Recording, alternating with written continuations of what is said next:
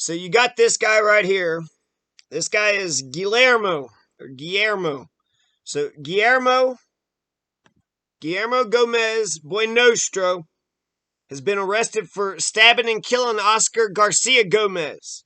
And there's been several comments here, so I want to read the comments. Violetta Garcia says he's guilty all the way. All the way. He killed my cousin Oscar, who welcomed into his home. So Oscar welcomed Guillermo into his home when absolutely nobody wanted to take him in or help him out at all. And this is how he pays him back. He's going to leave a 5-year-old without a father, a wife without her husband, back home in Mexico. Our family is broken all because of a drug addict that went crazy and decided to murder Oscar, who helped him out. We truly hope and pray to God there will be justice and he will be charged with murder. So that's, this, to me, it looks like this guy, this Guillermo, he looks like a piece of shit. He looks, guilty. This Violetta Garcia thinks that he's guilty. Ultimately, in America, because we have a criminal justice system, there's a process. So in Colorado, this guy, Guillermo, is, technically innocent until proven guilty. But there's victims' rights, too. So he gets a criminal procedure. He gets 10 specific there's 10 procedures in the criminal procedure. So he's been arrested. Now he gets a bail bond hearing, number 2, advisement of charges, number 3, a preliminary hearing, number 4, a disposition, number 5, an arraignment, number 6, a motions hearing, number 7, a pretrial readiness conference, number 8, and then a jury trial, number 9, and then number 10, sentencing. So in America, the way I understand the judicial system is you have to consider the actions and the evidence and the witnesses and what a jury would say. Ultimately, the end of the criminal justice system is a jury trial. And since he's been arrested, he's in custody, so he's not going to do any more damage. There's going to be a jury trial unless he just, says he's guilty and throws mercy to the court.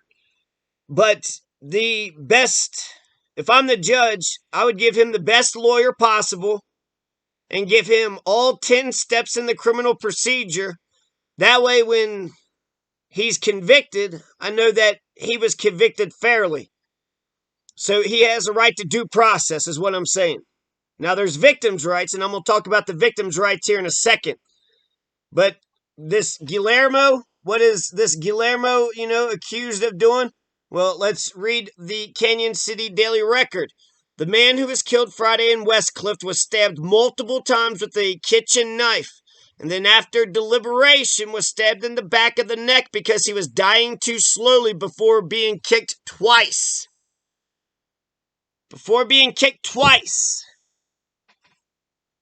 So that's some Sonny Corleone type of shit. That was malicious murder. That was, you son of a bitch. I killed you in anger. I stabbed. And you're, crying and it's, shit. So he mercy killed with the back of the neck, but then kicked him twice because he was like, fucking piece of shit. Didn't even like the way he died. So Guillermo Gomez Buenostro, who's also known as Memo. Why is he known as Memo? Hey, here's a memo. Don't fucking murder. Thou shalt not kill. Here's a memo. Don't do unto others as you'd want them to do unto you.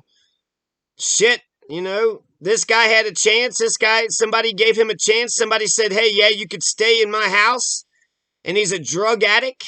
And he's, this is how he pays his buddy who gave him a chance. This is how he pays Oscar Grant for giving him a chance. He destroyed his family. He made a widow out of a woman, out of a wife, and made a bastard out of a son.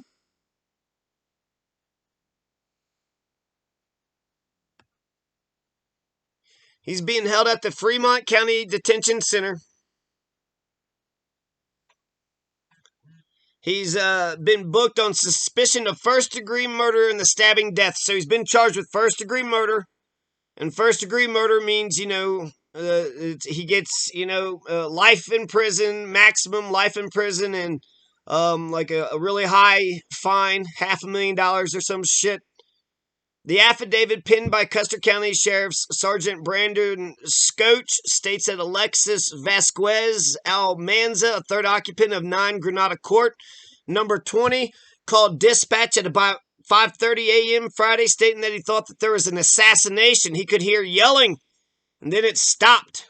I think there's an assassination. I mean, a murder, it was just a major murder. He thought somebody was killed in the living room. Almanza, who was locked in his room, told dispatch that the male killed the other guy with a knife because he got mad. When law enforcement arrived, Almanza exited the townhome, followed by Gomez Buenostra, who had blood on him. Authorities entered the home and found Garcia Gomez face down on the floor with a large amount of blood pooled around his face, along with bloody footprints, broken glass, and beer cans. So he was drunk.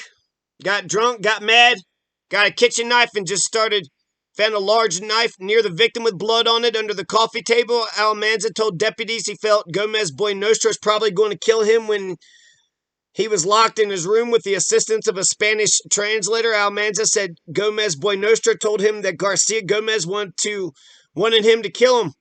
During an interview with authorities, Gomez Buenostra admitted to stabbing the victim 3 times in the side and in the back of the neck. He said Garcia Gomez had threatened to kill his mother and sister in Jalisco, Mexico, and threatened to kill him and Almanza when they were asleep. Holy shit. So, threatened to kill his mother and sister in Jalisco, Mexico. How's that possible? But then threatening to kill him and Almanza when they were asleep.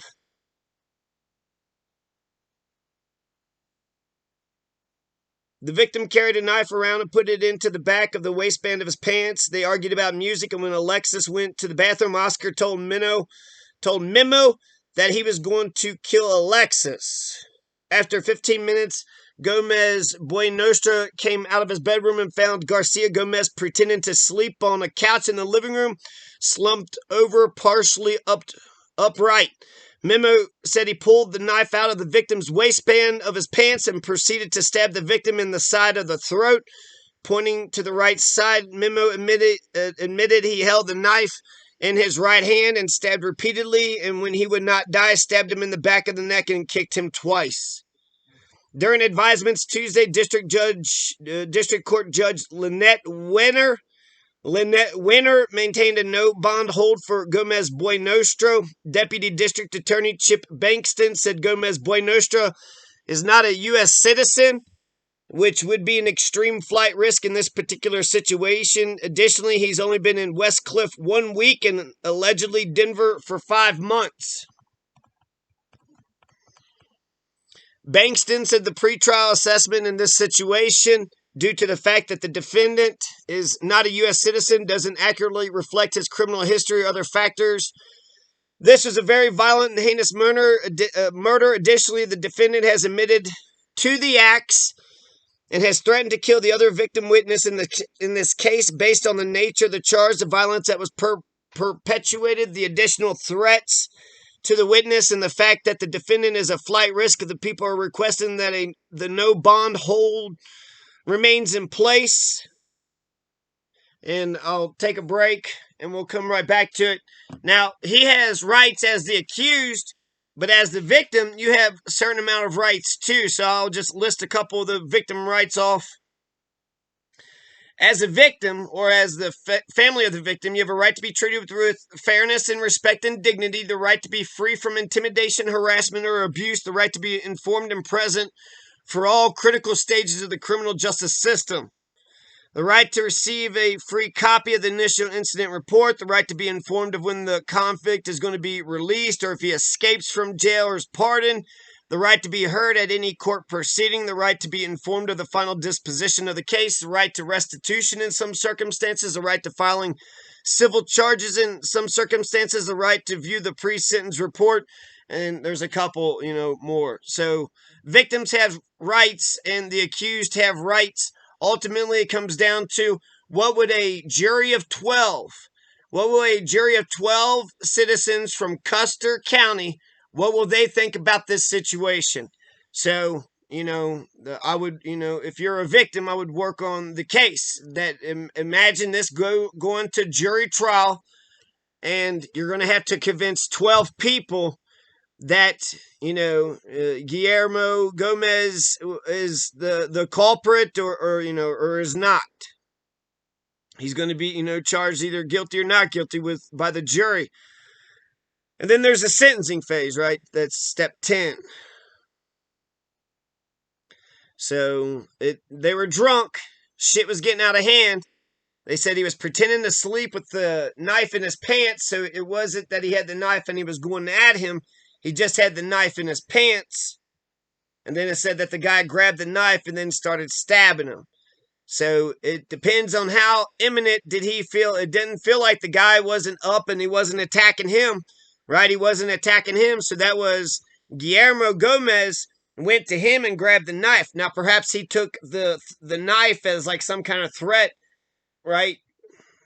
I mean, possibly, right? He's like, I got this knife. We'll see what happens. Here we go. We'll just set this knife right here. And so he has a right to defend himself, but then so does Oscar Garcia Gomez. And he was 35, and that says, okay, so here's a couple. Well, we'll come back. There's a couple more comments in Spanish, and then I'll read the rest of that article. R.I.P. Oscar Garcia Gomez. R.I.P. Oscar Garcia Gomez.